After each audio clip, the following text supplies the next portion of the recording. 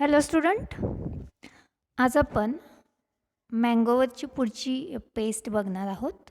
त्याचं नाव आहे mango fruit fly. ह्या ठिकाणी जी इमेज दिसते तुम्हाला इथे क्लिअर त्या आंब्यावरती तुम्हाला फ्रूट फ्लाईज एक बारीक बारीक दिसत आहेत. तर त्यामध्ये त्याचं आपण नेचर ऑफ डॅमेज बघणार आहोत. The maggots feed on flesh and affected fruits become unfit for consumption. आता ह्यामध्ये जी फ्रूट फ्लाय आहे त्याची डॅमेजिंग स्टेज आहे ती मॅगट्स आहे, म्हणजे ॲडल्ट होण्याच्या आधीची स्टेज असं त्याला म्हणू शकतो आपण. Maggots feed on flesh and affected fruits become unfit for consumption. म्हणजे आता हा जो आंबा आहे तो परिपक्व होत आहे आणि त्याच्यामधलं जे लिक्विड आहे, फ्लेश म्हणतो आपण, त्याच्यावरती ते फ्रूट फ्लाय फीड करतात आणि त्यामुळेच त्यातला जो आतमधला गर असतो तो खराब होतो आणि तो आपल्या कन्झम्पशनसाठी चांगला नसतो, म्हणजे अनफिट फॉर कन्झम्पशन असं म्हटलेलं आहे. The fruit fly lay eggs in the cluster. Fruit fly lay eggs in the cluster. जे फ्रूट फ्लाय आहे ते क्लस्टरच्या स्वरूपामध्ये त्यांचे अंडी घालतात under the skin of the fruit just before the ripening. म्हणजे आंब्याची जी साल असते त्याच्या जस्ट सालीच्या आतमध्ये ती क्लस्टरने ही अंडी घालतात आणि मँगो रायपनिंग व्हायच्या आधी, म्हणजे जस्ट बिफोर द रायपनिंग, म्हणजे पूर्ण परिपक्व होत नाही त्याच्या आधीच्या स्टेजला अशा प्रकारे ते डॅमेज करत असतात. The affected fruits begin to rot and drop. त्यामुळे काय होते तर जे फ्रूट्स आहे ज्याच्यावरती फ्रूट फ्लायनी अटॅक केलेला आहेत तर ते कुजण्याची प्रक्रिया चालू होते आणि त्याच्यानंतर ते फळ गळती होते, ड्रॉप होतात. ठीक आहे, परत आपण एकदा नेचर ऑफ डॅमेज बघूयात. The maggots feed on flesh and affected fruits become unfit for consumptions. The fruit fly lay eggs in the clusters under the skin of fruit just before ripening. The affected fruits begin to rot and drop. तर याचं control measure आपण बघूयात. Collection and destruction of damaged fruit. Collection and destruction of damaged fruits. Spraying of malathion. Use fruit fly trap. सुरुवातीला आपल्याला काय करायचं आहे, collection करायचं आहे आणि त्याचबरोबर ते जे डॅमेज फ्रूट आहे त्याचं डिस्ट्रक्शन करायचं आहे. जर आपण ते डिस्ट्रक्शन केलं नाही, त्याची विल्हेवाट लावली नाही तर त्याच्यावरती प्रेझेंट असलेल्या फ्रूट फ्लाय ह्या दुसऱ्या फ्रूट्सवरती अटॅक करू शकतात. आणि त्याचबरोबर स्प्रेइंग ऑफ मॅलॅथिओन याची स्प्रेइंग आपल्याला करायची आहे. आणि तिसरं जे कंट्रोल मेजर आहे ते आहे यूज फ्रूट फ्लाय ट्रॅप. तर ह्या ज्या फ्रूट फ्लाईज आहेत त्याला ट्रॅप करण्यासाठी त्या ट्रॅपचा, पिंजऱ्यांचा आपल्याला वापर करायचा आहे.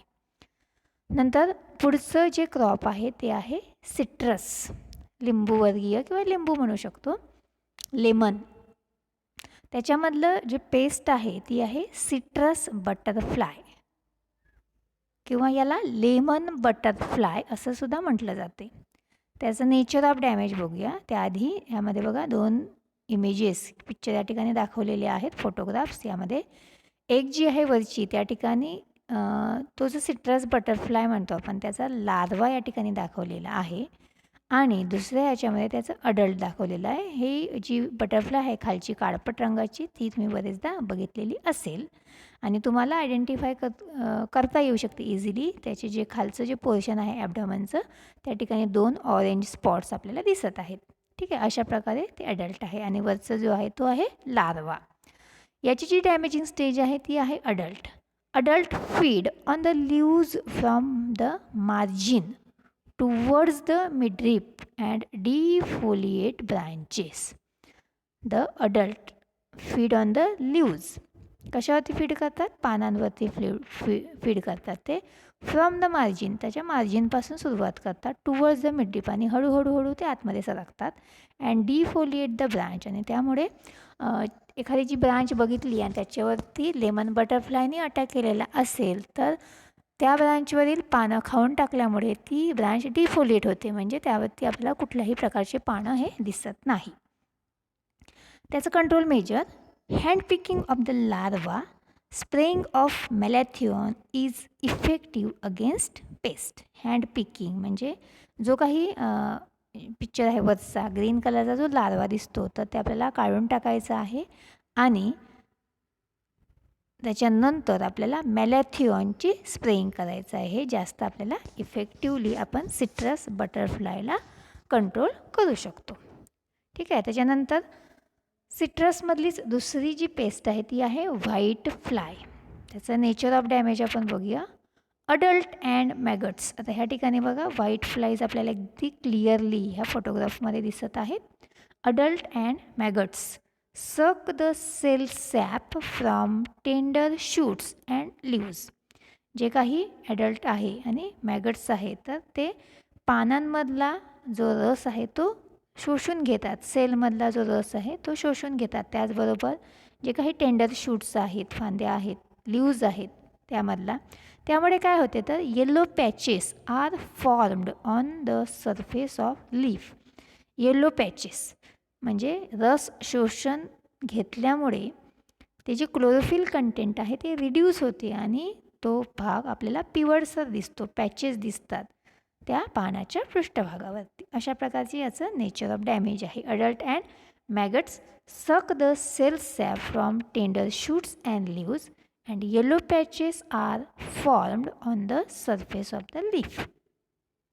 त्याचं कंट्रोल मेजर काय आहे? Spray the tree with monocrotophos. आपल्याला जे ट्री आहे लेमनचं, सिट्रसचं, त्याला मोनोक्रोटोफॉसचं स्प्रेइंग करायचं आहे. त्यामुळे आपण व्हाईट फ्लाईज काय करू शकतो? कंट्रोल करू शकतो. त्याच्यानंतर पुढचं हे जे आहे ते आहे major diseases of crop, that is sugar cane. तर आत्तापर्यंत आपण काय बघितलेलं आहे? आतापर्यंत आपण पेस्ट बघितलेली आहेत. ठीक आहे.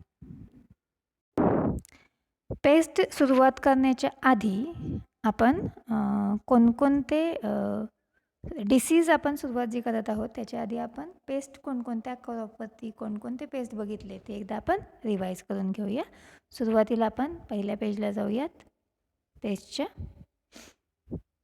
त्याच्यामध्ये सुरुवातीला आपण शुगर केनवरचे 5 पेस्ट बघितलेले होते. Top shoot borer, stem borer, mealybug, woolly aphids आणि व्हाईट ग्रब. एकदा याचे इमेजेस आपण बघून घेऊयात.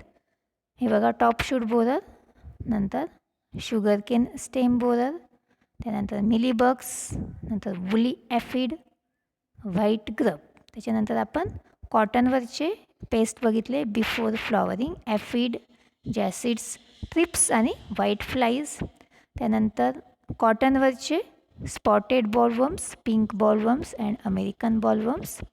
त्याच्यानंतर पॅडी, स्टेम बोरर, नंतर सोयाबीनवरचा स्टेम बोरर, त्यानंतर सोयाबीनवरचाच पॉड बोरर, मँगोवरचा मँगो हॉपर, त्याच्यानंतर फ्रूट फ्लाय, त्यानंतर सिट्रस बटरफ्लाय, नंतर सिट्रस व्हाईट फ्लाईज. आता आपण पुढचं जे आहे ते बघणार आहोत major diseases of the crop. आता पहिलं जे आहे क्रॉप ते आहे शुगर केन. शुगर केनवरचं आपण बघणार आहोत. त्याच्यामध्ये पहिला जो डिसीज आहे तो आहे विप ट्वेल किंवा स्मॉट डिसीज म्हणतो आहे आपण त्याला. ठीक आहे. तर या ठिकाणी सिम्पटम्स आपण बघूया. This is the fungal disease. Long whip-like structure comes out from the growing points. This is covered with black powder. या ठिकाणी बघा एकदम जे फोटोग्राफ्स आहेत विप टेलचा किंवा त्याला स्मॉट म्हणतो तो क्लिअरली या ठिकाणी दिसतोय. या ठिकाणी सांगितलेलं आहे की हा फंगल डिसीज आहे आणि एक शेपटीसारखं स्ट्रक्चर ज्या ठिकाणी ग्रोईंग पॉईंट आहे पुढचा वरचा त्या ठिकाणून राईज झालेला आहे आपल्याला दिसते, म्हणून म्हटलेलं आहे long whip like structure comes out from the growing point. ठीक आहे. This is covered by black powder. आणि हे जे व्हीप लाईक स्ट्रक्चर आहे, जर हे बघितलं तर आपल्याला थोडं काळपट दिसते, म्हणजे याला एक ब्लॅक पावडरचं आवरण असते. अशा प्रकारे याचं सिम्पटम्स आहे. म्हणजे जरी आपण त्याची इमेज बघितली तरी आपल्याला सिम्पटम्स सांगता येऊ शकते. आणि त्याचं control measure, use healthy sets for planting. प्लॅन्टिंगसाठी आपण हेल्दी सेट्स वापरायचे आहेत. Treat sets with fungicide like Ceresan. आणि त्याचबरोबर आपल्याला फंगल डिसीज असल्यामुळे फंगीसाईड वापरायचं आहे, ते आहे सिरॅसॉन. हे सुद्धा आपण वापरू शकतो. ठीक आहे. हा पहिला आपण शुगरकेनवरचा डिसीज बघितलेला आहे, व्हीप टेल किंवा त्याला म्हणतो स्मट. त्याच्यानंतर शुगरकेनवरचाच दुसरा डिसीज आहे रेड रॉट. या ठिकाणी त्याच्या नावाप्रमाणेच त्याची इमेज या ठिकाणी दिसते बघा. सिम्पटम्स आपण बघूयात. This is a fungal disease. Fungal disease आहे हा सुद्धा. On splitting red stripes are observed. या ठिकाणी आपण बघतोय चित्रामध्ये की जर त्या शुगरकेनच्या स्टेमचे 2 भाग केले तर या ठिकाणी आपल्याला मधला जो भाग आहे तो स्ट्रिप्ससारखा दिसतो. रेड कलरची स्ट्रिप्स, पिंकिश रेड असं दिसते. इन सर्व cases rotting and alcoholic smells come out. तर समजा याची इंटेन्सिटी वाढली ह्या रोगाची तर ते कुजायला सुरुवात होते आतमधला भाग, आणि त्याचबरोबर त्याचं अल्कोहोलसारखी स्मेल आपल्याला येते. त्याचं कंट्रोल काय करायचं आहे? Treat the sets with fungicides like Agallol. तर या ठिकाणी हा सुद्धा फंगल डिसीज आहे. पहिल्या ह्याच्यामध्ये जो स्मट आहे त्याला आपण कशाची ट्रीटमेंट दिली आहे? फंगीसाईड, पण ते आहे सिरॅसॉन. आणि हा जो आहे रेड रॉट, ह्याला आपण दुसरं जे फंगीसाईडचं आहे ते काय वापरलेलं आहे? ॲगेलॉल हे वापरलेलं आहे. त्यानंतर शुगरकेनमधला जो तिसरा डिसीज आहे तो आहे ग्रासी शूट. त्यामध्ये सिम्पटम्स बघा.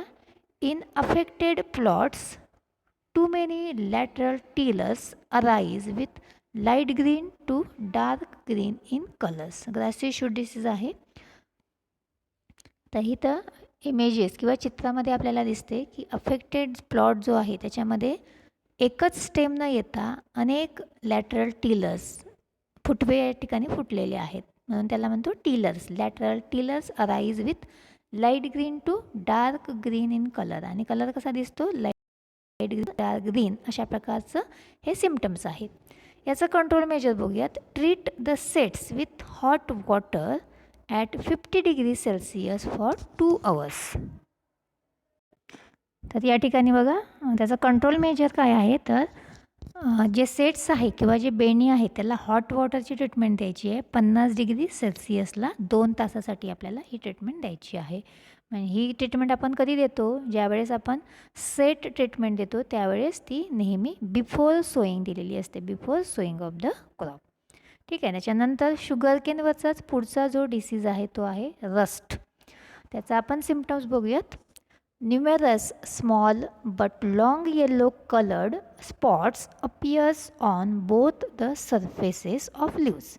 आता या ठिकाणी आपल्याला त्याच्या इमेजमध्ये किंवा फोटोग्राफ आहे त्यामध्ये दिसतेच बघा. न्यूमरस म्हणजे असे असंख्य स्मॉल स्पॉट आपल्याला, पण ते लॉंग आहेत. ते काही येल्लो कलरचे स्पॉट्स आपल्याला या ठिकाणी दिसतात. ऑन द बोथ सरफेस म्हणजे पानाच्या वरच्या आणि खालच्या दोन्ही बाजूला या ठिकाणी असे स्पॉट्स असतात. These spot later on turn dark brown to black. म्हणजे हे जे सिम्पटम्स या ठिकाणी फोटोग्राफ दाखवलेला आहे ह्या ठिकाणी त्याची इंटेन्सिटी ही वाढली आहे. हळूहळू येल्लो कलरचे स्पॉट कशामध्ये कन्वर्ट झालेले आहेत? तर डार्क ब्राऊन कलरमध्ये कन्वर्ट झालेली आहे. म्हणजे हळूहळू त्याचं सिम्पटम्स किंवा त्या सिम्पटम्सची इंटेन्सिटी वाढलेली आहे. तर अशा प्रकारचं याचं सिम्पटम्स असते. Numerous small but long yellow coloured spot appears on both the surfaces of leaves. These spot later on turn dark brown to black. ठीक आहे. अशा प्रकारचं याचं सिम्पटम्स आहे. कंट्रोल मेजर एक साधं सांगितलेलं आहे. Grow disease resistant variety. ह्यासाठी आपण डिसीज रेजिस्टंट व्हरायटी ग्रो करायची आहे. ठीक आहे. तर आज आपण शुगरकेनवरचेच 4 डिसीज बघितलेले आहेत. व्हीप टेल, त्याला स्मट म्हणतो, रेड रॉट, नंतर ग्रासी शूट्स आणि नंतर आहे रस्ट. तर या ठिकाणी जे पहिले 2 डिसीज आहेत बघा, व्हिपटेल आणि रेड रॉट, हे फंगल डिसीज आहे. ग्रासी शूट हा बॅक्टेरियल डिसीज आहे, म्हणजे सांगितलं नाही पण तरी हे 2 डिसीज या ठिकाणी उल्लेख केलेला आहे. These 2 disease are the fungal disease, whiptail and red rot. ठीक आहे, ह्याच्या इमेजेस बघून आपल्याला त्याचे जे सिम्पटम्स आहेत ते सांगता येणं गरजेचे आहेत. ठीक आहे, नंतर ग्रासी शूट आणि रस्ट हा आपण डिसीज बघितलेला आहे. याच्यानंतर पॅडीमधला जो डिसीज आहे तो आपण बघणार आहोत. पॅडीमधला ब्लास्ट. सिम्पटम्स आहेत the fungus attack all aerial parts at all stages of growth.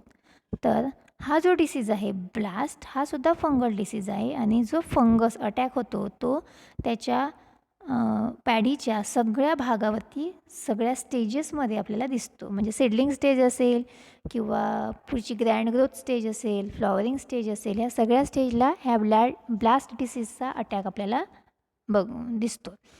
ह्यामध्ये काय म्हटलं आहे, aerial parts at all stages of growth, spindle shaped spot whitish grey with brown margin. या ठिकाणी दिसते बघा, व्हाईटिश ग्रे आणि त्याची मार्जिन कशी आहे, ब्राऊन आहे. Are originated on leaf. कशावरती दिसतो, मुख्यत्वे पानांवरती दिसतो. Neck of panicle, nodes and glume. त्याचबरोबर पॅनिकल जे आहे नोड्स त्याच्यावरती दिसतो. नंतर ग्लूम्स याच्यावरती सुद्धा आपल्याला दिसतोय. कंट्रोल काय आहे तर use of disease free seeds. जे काही सीड्स आपण सोईंगसाठी वापरणार आहे ते डिसीज फ्री सीड्स वापरायचे आहेत. स्प्रे कॉपर फंगिसाइड्स, आपल्याला कॉपर फंगिसाइड स्प्रेइंग करायचं आहे. त्यानंतर systemic fungicides are very effective in controlling the blast.